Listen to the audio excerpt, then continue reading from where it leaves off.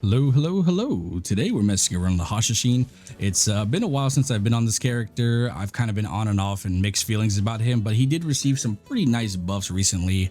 So I've kind of just wanted to really test him out. Don't worry, short content is still coming, but I'm kind of in grind mode right now, trying to get my pen next. So I wanted to tag a grinder that was pretty solid and in a good state, and also something that I haven't really played a whole lot, and I didn't really feel like playing Striker again, if I'm being honest. So I figure Hash is a good trial just for the sake of, I've not played it. I can make some content on it. And on top of that, he's just pretty good in general for both PvP and PvE. So it's a nice switch up. So we're going to talk about specifically Awakening today. I might do a succession guide a little bit later on, but I currently don't have a whole lot of skill points, and I feel like succession needs roughly around 2,000 skill points just to be effective. Like, he uses a lot of abilities and suck. Like, you are doing a pretty lengthy loopable combo, but I feel like in Awakening it's a bit easier to kind of understand and get into, and the cooldowns are not nearly as bad, and he's also not super reliant on tornadoes. He kind of is just like a super helicopter bot where you're just spinning and spinning and spinning and killing the mobs. If you guys are wondering what my add-ons are currently, they're very Papega in my opinion. A lot of AP on these, like, against monsters. Just do what you will with them. I highly recommend the Hashashin Discord. It's super fucking good. It's well organized, and there's tons of people in there that are willing to help you guys out. It's really nice, and I can't recommend it enough. I learned most of my combos and things from that Discord. So if you need any kind of like in-depth help or just looking for research of your own, just hop in there and you will find tons and tons of things about the Hash that will actually make a huge difference in your gameplay. So real quick, what's going to be the combo is, it's pretty simple. You're going to do Crown Kick into Piercing Fang, and then from Piercing Fang, I like to iframe to the side to get behind the mobs, and then I will do Dune Slash. So Dune Slash into Flow Dune Strike. From here, we are going to dash again to the side to get behind the mobs. We are going to use Collapse and then press the A button to cancel with Silent Breach. And then from here, we teleport to the side and we use Serpent's Coil, which is our helicopter. And then we use Veracity into Condemnation. That's the combo. If the mobs are not dead or they're kind of tanky, you can throw Ensnaring Sands, which is a pretty good option. Also, Prophecy Blade, another very good option. And honestly, by this point, if they are not dead, you need more gear, my guy. that they should all be dead once you do Serpent's Coil. It's pretty hard not to kill the mobs, if I'm being honest. So we're gonna come over here and I'm gonna just kind of showcase the combo in general. So we're gonna pop Owl's Breath. All right, so boom, boom. Well, I already fucked up the combo, if I'm being honest with you. I did Dune Slash instead, but see, it doesn't even matter. You just spin and they die. A pretty good pulling mechanic is using Quicksand to kind of pull the mobs. It's a little janky because we don't have the click to move or mouse to move on the console, so it's not exactly super good, but you can kind of get away with it, if I'm being honest. So it kind of is what it is.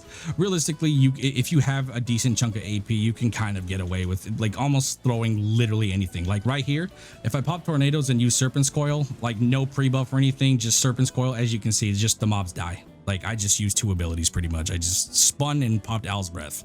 It's that simple. This character is genuinely that easy. It's not complicated by any degree. I think the biggest problem with this character, or a hurdle that most people are going to kind of struggle with, is trying to get the pulls down, because this character doesn't have like the super greatest pulls in terms of like mechanics and whatnot. So much like Warrior, where you can spam Ground Roar over and over and over again, you're kind of just throwing Quicksand in whatever way you possibly can to kind of just offset that. But realistically, once you get going, you're just going to Serpent's Coil on the mobs and then just move on about your day. And then you just, yeah, it's kind of really all you're doing. What the hell? That was weird. Wanted to do that and that was awkward. But yeah, throw Owl's Breath whenever it's up and just do your regular combo. And here we go. Boom, bam. And then spin again. Mobs are dead. Now we come over here. We're going to pull these mobs. Go this way. I'll use Prophecy Blade to kind of hit them over there. Now we're gonna go like this, use our FG a little bit, and then fuck it, we're just gonna spin again. We don't need buffs. We don't need pre-buffs. We don't need anything. We just spin on him, throw Ensnaring Sands. Cool. On to the next. Go over here, pull this way, boom, boom, that way, and then we come over here, pull the mobs, bam. All right, check this out. We're gonna go like this. All right, genius. Boom, boom, boom. Break that. bam, spin on him, spin, spin, spin. Hell yeah, this is an easy fucking character, dude. It is easy fucking character. All these mobs are gonna stand up. Okay, real quick, check this out. We're just gonna go ahead and put the tornadoes on them, keep them there. Lapse, spin, spin, easy. Yup. So, oh, we slow swapped. That's cool. We're just gonna teleport here, get that 20 AP buff. All right, cool. Pop this. Now we spin.